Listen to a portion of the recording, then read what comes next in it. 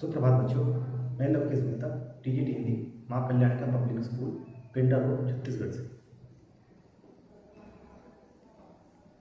हम अपने बचपन में कुछ बहुत सारे दोस्त हमारे होते ही हैं, छोटे हमारे दोस्त होते हैं बहुत सारे, पर उसके बावजूद भी हम लोग बहुत सारे और भी चीज़ों से दोस्ती करते हैं। जैसे कि हम किसी पक्षी को अपना दोस्त मान लेते हैं, जैसे कि हम कभी कभी किसी पेड़ पौधे को भी अपना दोस्त मान लेते हैं, उसकी देखभाल करते हैं, या कभी कभी किसी जानवर को, जैसे कोई गाय बैल या कोई कुत्ता वगैरह, कोई बिल्ली वगैरह, उसको भी अपना, अगर वो हमारे घर में है या बाहर भी है। जैसे अगर आप किसी गाय को रोज़ रोटी खिलाएं तो वो रोज़ आपके दरवाजे पर उस टाइम पर आएगी जिस टाइम उसको रोज़ रोटी खिलाते हैं, तो उससे भी मतलब एक भाव पैदा हो जाता है। ठीक है, तो बचपन में हम सभी इस तरह, हमारे इस तरह के दोस्त होते हैं, और जैसे जैसे हम बड़े होते हैं शायद हमारा ध्यान उधर से हट जाता है, लेकिन वो हमें याद रहता है वो दोस्त। ठीक है, जैसे मेरा भी बचपन में एक दोस्त था। बचपन में मेरा एक दोस्त है, एक सितारा, मेरे गांव का एक पेड़ वो मेरा दोस्त है, एक तालाब वो मेरा दोस्त है, क्योंकि उसकी मेड़ पर चढ़कर मैं बहुत सारे आम तोड़ा करता था। और वो सितारा जो आसमान में सबसे बुलंद बहुत चमकता है, बहुत तेज़ी से, शुक्र तारा, जो सुबह उठने पर दिखता है, या कभी कभी पूर्व दिशा में या फिर शाम को पश्चिम दिशा में दिखता है, उससे मेरी दोस्ती बहुत पुरानी है बचपन से। तो ऐसे मतलब हमारे कुछ दोस्त होते हैं। तो हम छोटे होते हैं, उस समय चीज़ों को ज़्यादा जानते नहीं हैं, और अपने मनोविज्ञान से हम, ठीक है, अपने मन से हम उन चीज़ों को अपना दोस्त मान लेते हैं। कोई नहीं होता हमारे पास तो हम चुपचाप उससे अकेले बात भी कर लेते हैं कभी। तो ऐसे ही बच्चों, ऐसे ही बाल मनोविज्ञान पर आधारित एक कहानी है जिसका नाम है नादान दोस्त। कक्षा 6 की बसंत में, कक्षा 6 की बसंत में जो पाठ 3 है वो नादान दोस्त। ये एक कहानी है बच्चों, जिसको लिखा है मुंशी प्रेमचंद।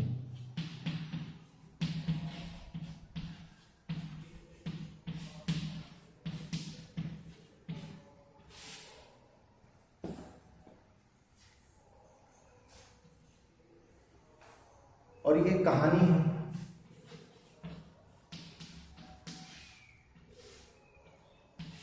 कहानी क्या होती है बच्चों, जैसे हमने आपको संस्मरण बताया था वैसे ही कहानी का मतलब है कि कोई कहे और कोई सुने, कोई कहे और कोई सुने। कहानी का मतलब, कहानी सब बना कहने से, मतलब एक व्यक्ति कहेगा दूसरा सुनेगा, और ये ऐसा कहना है कि अगर कोई कहानी कह रहा होता है तो सब लोग बड़े ध्यान से सुनते हैं। असल में कहानी के बारे में कहा जाता है कि कहानी वो है जो एक बार में पढ़ी जा सके। ठीक है, कहानी छोटी होनी चाहिए। ठीक है, और कहानी वो जिसमें कहानीपन हो। कहानीपन माने कहने का ढंग, कहने का तौर तरीका। अगर हम न्यूज़पेपर जैसे पढ़ेंगे कोई नहीं सुनना चाहेगा, लेकिन अगर आप बताएंगे उसको कहानी के स्टाइल में, ठीक है, तो सब सुनना पसंद करेंगे। तो ऐसी कहानी लगी हमारे नादान दोस्त। थोड़ा सा हम मुंशी प्रेमचंद जी के बारे में बात कर लेते हैं बच्चों। तो जो मुंशी प्रेमचंद जी हैं, इनका जन्म 31 जुलाई 1880 को बनारस के लम्ही ग्राम में हुआ। बनारस उत्तर प्रदेश में पड़ता है। 1880 में, 1880 में, आज़ादी से बहुत पहले। और इनका जन्म जो है कायस्थ परिवार में हुआ, उत्तर प्रदेश में, बनारस में। और इनके जो पिता थे वो एक डाक मुंशी थे, जो पोस्ट विभाग होता है वहाँ मुंशी के पद पर थे। और इनकी प्रारंभिक जो शिक्षा दीक्षा हुई, जैसे हम लोग यहाँ अध्ययन करते हैं, वैसे इनकी जो प्रारंभिक शिक्षा हुई वो फारसी में हुई, क्योंकि आज़ादी के पहले क्या था कि भारत अंग्रेजों का गुलाम था। उससे पहले हमारे देश में कौन थे? मुगल थे। तो राजवा, जैसे आज हम लोग हर काम हिंदी में करते हैं, वैसे उस जमाने में हर काम फारसी में होता था। अभी भी हमारे यहाँ जो अदालतों के काम होते हैं उनमें बहुत सारे फारसी शब्दों का इस्तेमाल होता है। ठीक है, बहुत उसकी जो भाषा होती है एकदम फारसी होती है। राजस्व विभाग में बहुत सारे जो काम होते हैं वो फारसी भाषा से जुड़े हुए होते हैं, उसी में होते हैं लगभग। तो हालांकि वो हिंदी और इंग्लिश में भी है, लेकिन उन शब्दों का बहुत इस्तेमाल होता है, ये मैं आपको बताना चाह रहा था। तो उनकी प्रारंभिक शिक्षा जो है फारसी में हुई। और इनके बारे में कहते हैं कि जब ये 7 साल के थे तब इनकी माता की मृत्यु हो गई। 15 साल में इनकी शादी होगी और 16 साल में इनके पिता की मृत्यु हो गई। फिर जब ये टेंथ इन्होंने पास किया मैट्रिक जब इनके जब पास कर गए तो फिर ये वहीं एक स्कूल था, स्थानीय स्कूल था जहाँ ये रहते थे, वहीं एक शिक्षक के पद पर कार्य करने लग गए। उसके बाद क्या हुआ कि 1906 में इन्होंने एक बाल विधवा से विवाह किया, अपनी पत्नी से इजाज़त लेकर के एक बाल विधवा से, ठीक है। मतलब कोई और अगर विधवा हो जाती थी उसको सारा जीवन जो है एकांत में व्यतीत करना पड़ता था, बाल वाल सब ऐसे, ठीक है, साफ करके सर मुड़ा के एक जगह रहना पड़ता। ऐसे एक मूवी भी बनी है, ठीक है, वाटर करके। तो ये उस बात मतलब फिर उन्होंने क्या एक विधवा विवाह किया, ठीक है। उसके पश्चात इन्होंने जब बीए पास कर लिया तो फिर ये शिक्षा विभाग में इंस्पेक्टर के पद पर कार्यरत हो गए। और 1921 में जब असहयोग आंदोलन हुआ तो गांधी जी के आह्वान पर बहुत सारे लोगों ने अपनी नौकरी छोड़ दी। इन्होंने भी अपने उस नौकरी से त्यागपत्र दे दिया और गांधी जी को उस आंदोलन में शामिल हो गए। लेकिन इस बीच जो है उनका जो लेखन कार्य है वो चलता रहा, ठीक है। बहुत सारा साहित्य रचना वो करते रहे। और मुंशी प्रेमचंद जो है बच्चों, इनको मुख्य रूप से कहानीकार और उपन्यासकार के रूप में जाना जाता है। मतलब कथा साहित्य पर इनका बहुत सारा काम है। इन्होंने बहुत सारी कहानी लिखी, जैसे पूस की रात है और एक ईदगाह कहानी है बहुत अच्छी है, और कफन है, बड़े घर की बेटी है, बड़े भाई साहब, ऐसी बहुत सारी कहानियाँ इन्होंने लिखी है, ठीक है। और ये जो कहानी हमारे पास है ये बाल मनोविज्ञान पर आधारित एक कहानी, बहुत अच्छी कहानी जो उन्होंने लिखी है। इनको कलम का सिपाही, कलम का जादूगर और उपन्यास सम्राट की भी उपाधि प्राप्त है। बहुत ढेर सारे उपन्यास लिखे। मतलब साहित्य जगत में ऐसा कोई नहीं जो इनको उपन्यास को न पढ़ा, और ऐसा कोई व्यक्ति नहीं जो इनको जानता ना हो। क्लास 8 क्लास 9 में भी इनकी कहानी लगी, दो बैलों की कथा। तो मतलब आप यहाँ कोई ऐसा व्यक्ति नहीं होगा जो मुंशी प्रेमचंद को न जानता। और उसके पश्चात 8 अक्टूबर 1936 को इनकी मृत्यु हुई। तो बाल मनोविज्ञान पर इन्होंने बहुत सारी कहानियाँ लिखी हैं। उसी में से एक कहानी जो है नादान दोस्त है, जिसके बारे में हम लोग आज पढ़ेंगे, ठीक है। तो आइए देखते हैं। केशव के घर कार्निस के ऊपर एक चिड़िया ने अंडे दिए थे, ठीक है। केशव और उसकी बहन श्यामा दोनों बड़े ध्यान से चिड़िया को वहां आते जाते देखा करते। सवेरे दोनों आंखें मलते, कार्निस के सामने पहुंच जाते और चिड़ा और चिड़िया दोनों को वहां बैठा पाते। केशव इसमें एक पात्र है, उसके घर के पास जो कार्निस था, मतलब कार्निस क्या होता है, कार्निस को बोलते हैं छज्जा, मतलब जो खिड़की है, ठीक है, या दरवाजे होते हैं, ठीक है, तो उसके ऊपर जो है छज्जा बना होता है ऐसे, ठीक है। अगर आप इसको खिड़की मान लो तो खिड़की के ऊपर जो है ऐसे निकला हुआ भाग होता है, ठीक है, छज्जा निकला रहता है ताकि पानी जो है, ठीक है, खिड़की के बाहर गिरे, अंदर न आए। उसी छज्जे पर जो है चिड़िया ने एक घोंसला बना दिया था, ठीक है। तो केशव और उसकी बहन श्यामा दोनों की बात हो, दोनों ध्यान से चिड़िया को वहां आते जाते। चिड़िया जो बार बार वहां उड़कर आती है और चली जाती है, फिर उड़कर आती है और चली जाती है, असल में अपना घोंसला बना रही है। सवेरे दोनों आंखें मलते, जैसी सुबह होती है सब काम छोड़ के आंखें मलते पहुंच जाते, देखते कार्निस पर चिड़िया है कि नहीं, देखते वहां है कि नहीं, दोनों बैठेंगे, चिड़ा और चिड़िया, ठीक है ना। उनको देखने में दोनों बच्चों को न मालूम क्या मजा मिलता था, दूध और जलेबी की सुध भी न रहती। ऐसा होता है बाल मनोविज्ञान। हमें जब इस तरह की चीजों से लगाव होता है तो हमें फिर खाने की सुध नहीं रहती, हम सबसे पहले उठकर उसी चीज को देखना पसंद करते हैं, ठीक है। दोनों के दिल में तरह तरह के सवाल उठते। अब उस चिड़ा और चिड़िया को देखते तो इनके दिल में सवाल उठते। किस तरह के सवाल? अंडे कितने बड़े होंगे, किस रंग के होंगे, कितने होंगे, क्या खाते होंगे, उनमें से बच्चे किस तरह निकल आएंगे, बच्चों के पर कैसे निकलेंगे, घोंसला कैसा है, ठीक है। ये सब सवाल उनके मन में आते, लेकिन इनका जवाब कौन दे, ठीक है, कि भाई अंडे कैसे होंगे, घोंसला कैसा होगा, अंडे में बच्चे कैसे निकलेंगे, फिर वो उड़ेंगे कैसे, वो क्या खाएंगे, ठीक है, और अंडे कितने होंगे अगर होंगे, तो ये सब सवाल। ना अम्मा को घर के काम धंधों से फुर्सत थी, ठीक है, फुर्सत का मतलब होता है आराम। तो उनकी जो माँ थी उनको घर के काम धंधों से ही फुर्सत नहीं थी, पूरा दिन घर में ही लगी रहती थी, और बाबूजी को पढ़ने लिखने से फुर्सत नहीं। दोनों बच्चे आपस में ही सवाल जवाब करके अपने दिल को तसल्ली ले लिया करते। तो जब इस तरह के सवाल होते थे दोनों एक दूसरे से पूछते थे क्या करते होंगे, तो केशव बोलता, कभी केशव पूछता तो श्यामा बताती, ठीक है, ऐसे करके। श्यामा कहती, क्यों भैया बच्चे निकलकर फुर से उड़ जाएंगे, प्रश्न करती है कि भैया बच्चे निकलकर फुर अंडे से निकलेंगे, फुर से उड़ जाएंगे। तो केसों से जब कोई बात पूछी जाती है, अक्सर घर में ऐसा होता है, अगर दो लोग हों घर में, छोटे और बड़े, तो अगर छोटा व्यक्ति बड़े से कुछ पूछता तो बड़े को बड़ा गर्व महसूस होता है, हाँ मुझसे पूछा है, इसका जवाब तो मैं ही दे सकता हूँ, कोई नहीं दे सकता, ठीक है, उसको बड़ा घमंड होता है, बड़े गर्व से बोलता है। क्या बोलता है? नहीं री पगली, पहले पर निकलेंगे, बगैर परों के बेचारे कैसे उड़ेंगे, ठीक है। वो भी उसके सवाल का जवाब दे दो, उससे फिर सवाल करता है, कितनी नासमझ है, बगैर पर के कभी उड़ पाएंगे, पहले पर निकलेंगे तब ना उड़ेंगे। आगे देखिए फिर श्यामा का अगला सवाल, बच्चों को क्या खिलाएगी बेचारी। श्यामा के मन में कई तरह के सवाल उठ रहे हैं। अब उसको लगता है कि भैया केशव जो है जवाब दे सकता है, तो उसके सवाल बढ़ते जाते हैं। केशव इस पेचीदा सवाल का कुछ जवाब न दे सकता था। अब जो केशव है उसके लिए सवाल बड़ा पेचीदा था कि बच्चों को क्या खिलाएगी बेचारी, तो मालूम ही नहीं क्या खिलाएगी, ठीक है। पेचीदा माने मुश्किल, तो उसको लगा कि अब इसका क्या जवाब दूं, तो वहां पर चुप हो गया। इस तरह 4 दिन गुजर गए, 4 दिन निकल गए, ठीक है ना। दोनों बच्चों की जिज्ञासा दिन दिन बढ़ती जा रही थी। जिज्ञासा एक शब्द है बच्चों,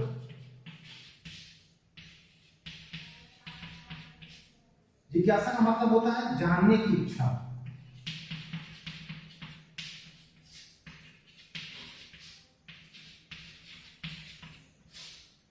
और एक शब्द और होता है जिज्ञासु। अगर यहाँ पर की मात्रा हट जाए तो जानने की इच्छा रखने वाला हो जाएगा, ठीक है। कभी कभी किसी किसी का नाम भी होता है जिज्ञासा, किसी लड़की का नाम भी होता है जिज्ञासा, ठीक है। तो 4 दिन गुजर गए, दोनों बच्चों की जिज्ञासा दिन ब दिन, अब तो रोज लोग सोचते थे कि अब क्या होगा, आपकी जिज्ञासा माने जानने की इच्छा, अब क्या होगा, चिड़िया ने कुछ लकड़ी वगैरह और कुछ घास वगैरह ला के रख उसका बनाया, अब क्या होगा, कैसे, क्या अंडे निकले नहीं निकले, तमाम सवाल। अंडों को देखने के लिए वो अधीर हो उठते थे। अधीर माने बेचैन हो जाते थे, ठीक है। अधीर का मतलब क्या होता है? बेचैन, मतलब धीरज नहीं रखना। अधीर जो है 2 शब्दों से लेकर बना है, अ और धीर। आ का मतलब होता नहीं, धीर माने धैर्य, उनके पास धैर्य नहीं था, ठीक है, तो वो बड़े बेचैन हो जाते थे, ठीक है, व्यस्त हो जाते कि अब क्या होगा, अब क्या होगा। उन्होंने अनुमान लगाया कि अब जरूर बच्चे निकल आए। अब बहुत दिन हो गए, उनको लगा अब बच्चे जरूर निकल आएंगे, ठीक है, ऐसा उनको लगा। बच्चों के चारे का सवाल अब उनके सामने आ खड़ा हुआ। अब उनके पास सवाल क्या था? उनके पास सवाल ये था कि भाई, जब भैया से पूछा था श्यामा ने कि बच्चों को खिलाएंगे क्या, तो कोई जवाब नहीं दे सका। तो वो सोचने में लगे कि बच्चे अगर हो जाएंगे तो खाएंगे क्या, तो उनको कैसे खाना खिलाया जाए, ठीक है, ये वो सोचते हैं। हम भी ऐसा करते हैं, अगर हमारे घर के आसपास कोई छोटे कुत्ते के बच्चे होते हैं, ठीक है, छोटे से पिल्ले जिनको हम बोलते हैं पपी, अगर वो घूमते हुए दिख जाए और अगर हम सोचते हैं कि क्यों ना इसको घर में ही ले आके पाल लें, ठीक है, छोटे छोटे बच्चे होते हैं कुत्तों के, तो हम सोचते हैं क्यों ना इनको घर में ही ले आके पाल लें। और फिर हम ले भी आते हैं, कई बार डांट पड़ती है, उनको छोड़ आते हैं, लेकिन हम दूसरे दिन निकल के किसी तरह चुपचाप निकल के जाने को खिलाने की कोशिश करते हैं। कुछ खिला दिया उसको, रोटी ब्रेड जो भी हमको खाने को मिले। कई बार तो ऐसा होता है कि हमारा कोई दोस्त अगर उनको पाल ले, ठीक है, तो हम क्या करते हैं, अपने घर में ज़्यादा खाना मांगते हैं। कभी कभी मम्मी मुझे ज़्यादा भूख लगती है, मुझे एक रोटी और दो, और फिर रोटी को हम छुपा लेते हैं और छुपा कर ले जाकर उसको खिलाते हैं, ठीक है। इसी तरह के बाल मनोविज्ञान की चर्चा जो है यहाँ पर की है मुंशी प्रेमचंद ने। देखिए आगे, चिड़िया बेचारी इतना दाना कहाँ पाएगी कि सारे बच्चों का पेट भरे। अब पता नहीं बच्चे कितने हैं, और चिड़िया इतना अनाज पाएगी कहाँ, कहाँ से उड़कर जाएगी, लेकर आएगी, ठीक है। गरीब बच्चे भूख के मारे चू चू करके मर जाएंगे। अब उनको पहले से चिंता हो रही है, भाई अंडे से कुछ बच्चे निकले नहीं, लेकिन पहले चिंता हो रही है कि अगर बच्चे होंगे तो बच्चे ची ची कर चू चू करके मर जाएंगे, ठीक है ना, खाने को कुछ मिलेगा नहीं। तो इस मुसीबत का अंदाजा करके दोनों घबरा उठे। दोनों ने फैसला किया कि कार्निस पर थोड़ा सा दाम रख दिया जाए। श्यामा खुश होकर बोली, तब तो चिड़िया के चारे के लिए कहीं उड़कर, चिड़िया को चारे के लिए उड़कर कहीं जाना ना पड़े। जब दोनों ने ऐसा सोचा तो दोनों ने फैसला लिया कि थोड़ा सा अनाज वहां पर कार्निस पर रख देंगे, ऊपर छज्जे पर, ताकि चिड़िया को कहीं उड़ के जाना ना पड़े, खाना मिल जाएगा तो वहीं आराम से खाती जाएगी, ठीक है। केशव, तब श्यामा बोलती है कि तब तो चिड़िया को चारे के लिए कहीं जाना पड़ेगा। केशव बोलता है नहीं, तब क्यों जाएगी। केशव बोलता है हाँ, तब जब रख देंगे तब क्यों जाएगी। केशव को गुस्सा आता है उसके ऊपर, ऐसा क्यों बोल रही है कि उड़कर नहीं जाना पड़ेगा, क्यों जाएगी भाई, जब खाना देंगे तब नहीं जाएगी, ठीक है। केशव को ऐसा लगता है कि सच में ना उड़ के चली जाए। श्यामा, क्यों भैया, बच्चों को धूप में लगती होगी। श्यामा के बहुत सारे सवाल। अब जब केशव का ध्यान इस बात पर गया तो सोचा, ये तो मैंने सोचा ही नहीं, अब क्या होगा, इसके लिए कुछ व्यवस्था की जाए। देखिए बोला, जरूर तकलीफ हो रही होगी, बेचारे प्यास के मारे तड़पते होंगे, ऊपर छाया भी तो नहीं है, अब धूप में घोंसला बनाया है, ऊपर से धूप पड़ती होगी, छाया भी नहीं है, तो ऐसे में बहुत मुसीबत होगी, कुछ ना कुछ करना पड़ेगा। आखिर यही फैसला हुआ कि घोंसले के ऊपर कपड़े की छत बना देनी चाहिए। पानी की प्याली और थोड़े से चावल रख देने का प्रस्ताव भी स्वीकृत हो गया। दोनों ने आपस में चर्चा की, भाई क्या करें, तो ऐसा करते हैं कि ऊपर जो है छज्जा बना देते हैं, उसके ऊपर एक कपड़े की छत बना देंगे और एक पानी के लिए और अनाज थोड़ा रख देंगे, पानी के लिए कोई बर्तन और अनाज ये हम रखेंगे वहाँ पर, ठीक है। प्रस्ताव पारित हो गया। अब चाहे चोरी करना पड़े चाहे कुछ करना पड़े घर में, किसी तरह बहाने बनाकर लेकिन वो काम करेंगे। आगे देखिए, आखिर ये फैसला हुआ कि अच्छा हाँ, दोनों बच्चे बड़े चाव से काम करने लगे। श्यामा माँ की आंख बचाकर मटके से चावल निकाल लाई। आंख बचाकर माने छुपा कर, ठीक है, आंख बचाकर काम करना, ये एक तरह का मुहावरा है, ठीक है ना। तो माँ की आंख बचाकर, माँ की नजरों से छुप कर, माँ को पता न लगे, थोड़ा सा चावल लेकर आ गई। थोड़ा सा केशव ने पत्थर की प्याली का तेल चुपके से जमीन पर गिरा दिया और उसे खूब साफ करके उसमें पानी भरा। केशव ने क्या किया, जो पत्थर की, सबके घर में पत्थर की प्याली होती है, ठीक है, एक न एक प्याली आपके घर में पत्थर की होगी पक्का, मेरे घर में तो 2-3 है, ठीक है। हम लोग रखते हैं स्टील की कटोरियां और भी, लेकिन पत्थर की प्याली भी होती है, ठीक है। उस समय तो खैर चलती है, शायद आप एंटीक पीस में हो, मेरे घर में तो रखी है पत्थर की प्याली, इतनी बड़ी है, ठीक है, छोटी है, फिर उससे बड़ी, फिर उससे बड़ी, ऐसी है। तो पत्थर की प्याली में तेल था, ठीक है। तो केशव ने क्या किया, तेल को चुपचाप गिरा दिया चुपके से, किसी को पता न चले। उसको बहुत धोया और उसके अंदर भी पानी भर के ऊपर छज्जे पर रखा। अब चांदनी के लिए कपड़ा कहाँ से आए, ठीक है। अब जो ऊपर लगाना है चांदनी, ठीक है, जो छत बनानी है, उसके लिए कपड़ा कहाँ से लाया जाए। फिर ऊपर बगैर छड़ियों के कपड़ा ठहरेगा कैसे, और छड़ियाँ खड़ी होंगी कैसे। अब सवाल नए, एक से एक सवाल कि चलो ऊपर जो छज्जा हम लगाएंगे, उसको कपड़ा बिछाएंगे, चांदनी बिछाएंगे, उसके लिए फिर वो खड़ा कैसे होगा, ठीक है, स्थान कैसे, कपड़ा कहाँ से आएगा, ठीक है, कैसे खड़ा करेंगे उसको, ऐसे तमाम सवाल उनके दिमाग में आने लगे। केशव बड़ी देर तक इसी उधेड़बुन में रहा। उधेड़बुन माने चिंता में रहा कि क्या किया जाए, कैसे किया जाए, ठीक है, सोचता रहा, विचार में, ठीक है, इसी उधेड़बुन में कि कैसे काम हो, ठीक है, विचार में, चिंता कर। आखिरकार उसने यह मुश्किल भी हल कर दी। श्यामा से बोला, जाकर कूड़ा फेंकने वाली टोकरी उठा लाओ, अम्मा जी को मत दिखाना। उसने कहा कि कूड़ा फेंकने वाली टोकरी को उठा लिया। अक्सर घर में जब कोई सामान, कोई भी सब्जी वगैरह छीलते हैं तो छोटा सा लकड़ी का पात्र होता है, टोकरी जिसको बोलते हैं, ठीक है ना, उसमें वो लोग रखते हैं, फिर उसको बाहर फेंक देते हैं कचड़े को, उसको फिर रख लेते हैं, जैसे हम लोग आजकल डस्टबिन यूज करते हैं, उसी तरह से। उसने कहा उसको ले आओ, ठीक है, उससे अपन उसको छत बनाएंगे उससे उसकी, लेकिन अम्मा को मत बताना। श्यामा बोलती है, वह तो बीच से फटी हुई है, उसमें से धूप न जाएगी। अब वो बोल रही कि चारों तरफ से, भाई टोकरी कैसे रहती है, टोकरी जो है ऐसे रहती है, ठीक है, ऐसे बांस की टोकरी ऐसे, ठीक है, या बांस से बनी हुई होती, तो वो रही कि यहाँ पे बीच में, यहाँ तो ये छेद है, तो क्या यहाँ से धूप में जाएगा, इसको उल्टा करके ढक देंगे, क्या धूप में जाएगी, ठीक है। अब देखिए क्या विचार कर रहे हैं, क्या उपाय लगाएंगे। केशव ने झुंझलाकर कहा, तू टोकरी तो ला, मैं इसका सुराग बंद करने की कोई हिकमत निकालूंगा। हिकमत माने तरकीब, एक शब्द आया है हिकमत।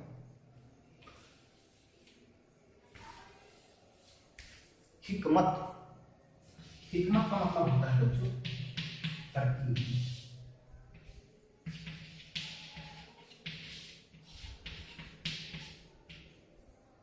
क्योंकि हम जानते हैं कि मुंशी प्रेमचंद की शिक्षा जो है फारसी में, तो उनको उर्दू अरबी फारसी का बहुत ज्ञान था।